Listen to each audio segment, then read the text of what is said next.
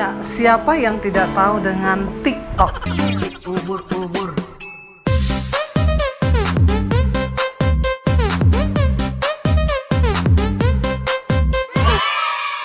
Sebuah aplikasi yang hari-hari ini sedang naik daun dan berkembang dengan luar biasa. Saudara, pernahkah saudara mengetahui bahwa pada awalnya TikTok diterbitkan atau dibuat aplikasi ini oleh negara China, dan luar biasanya aplikasi ini dirilis, maka dia berhasil meraih 100 juta pengguna serta 1 miliar video dalam satu hari. Karena aplikasi ini adalah sebuah aplikasi yang bisa merekam video dengan durasi beberapa detik dan dilengkapi dengan pilihan-pilihan musik yang luar biasa. Nah, saudara, kalau kita mengetahui aplikasi TikTok ini saat ini yang lagi booming, apakah ada dampaknya nggak? Positif dan negatifnya TikTok ini? Terus ikuti liputan saya. Stay on my channel, Debbie Basjir TV.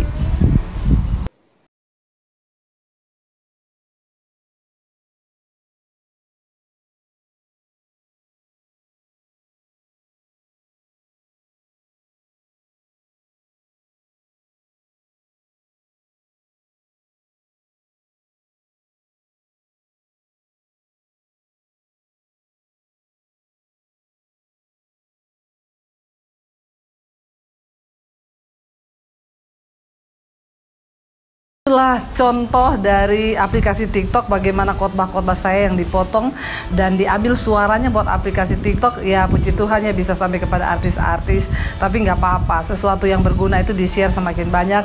Ya, puji Tuhan, haleluya.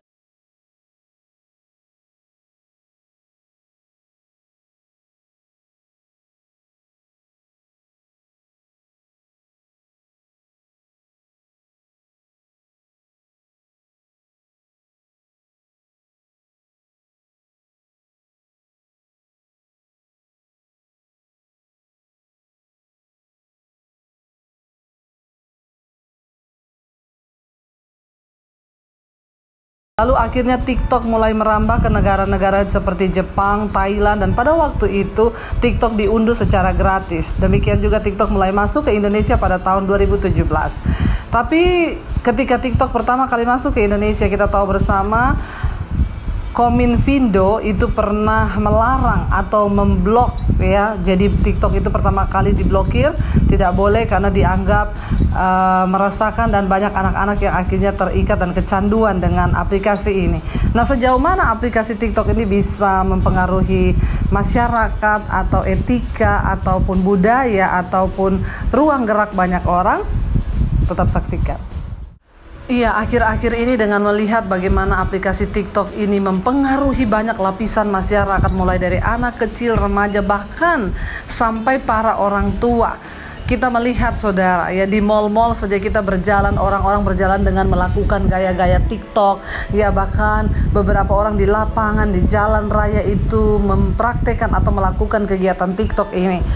TikTok bisa berpengaruh kepada syaraf, terutama bagi anak-anak yang berada di bawah umur, akan mempengaruhi syaraf perilaku mereka, syaraf penilaian mereka, syaraf pengambilan keputusan mereka, yang akan memicu tindakan adiktif, yaitu kecanduan, dan ini kalau dibiarkan akan menjadi sebuah masalah yang serius.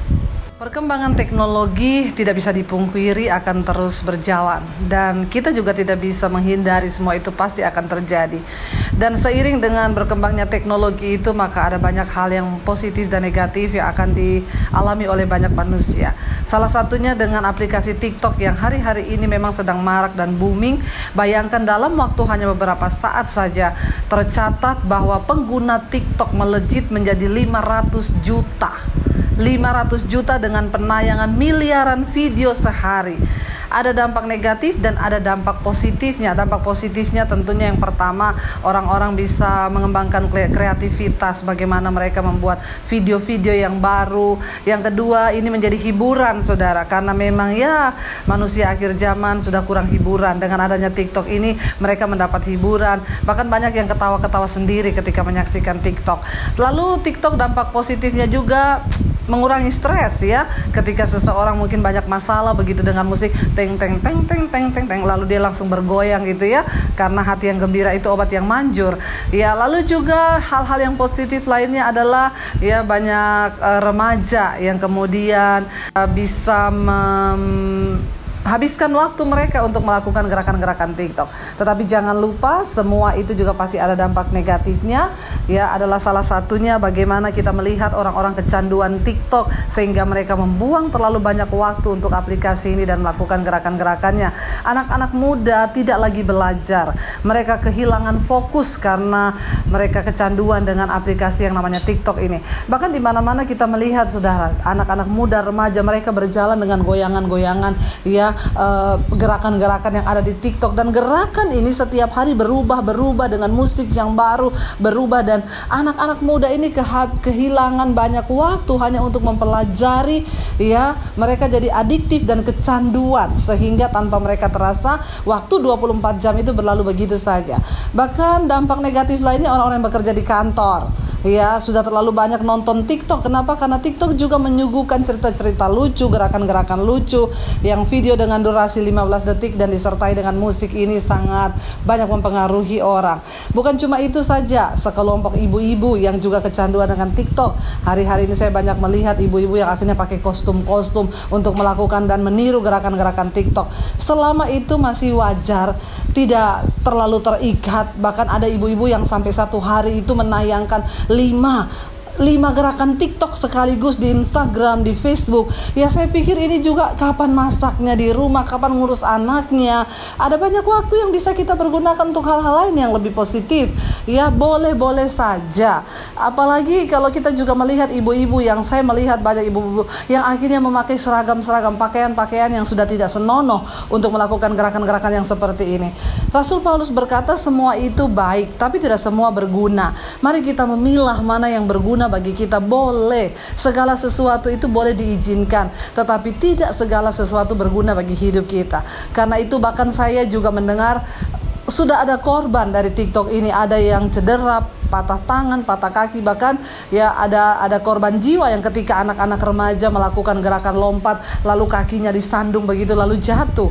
Ingat saudara, semua itu ada plus minusnya. Mari kita memilih yang baik ya, supaya kita juga bisa mengalami yang terbaik dalam hidup kita. Jangan buang waktu percuma dan jangan kehilangan fokus dalam hidup ini hanya karena aplikasi yang seperti atau hanya karena hal-hal yang tidak berguna.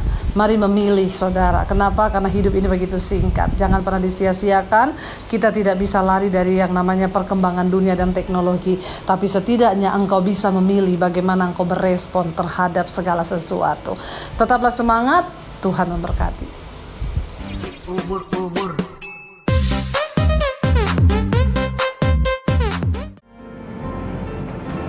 Shalom saudara, jika Anda merasa diberkati dengan channel YouTube saya, Anda bisa komen, like, dan share. Dan jangan lupa tekan tombol subscribe dan juga tombol lonceng agar Anda mendapat pemberitahuan setiap kali saya mengupload video-video yang baru. Ini sangat penting buat channel ini saudara, supaya banyak orang juga diberkati dan channel ini boleh juga terus berkembang dan menjadi berkat buat banyak orang. Terima kasih, Tuhan memberkati.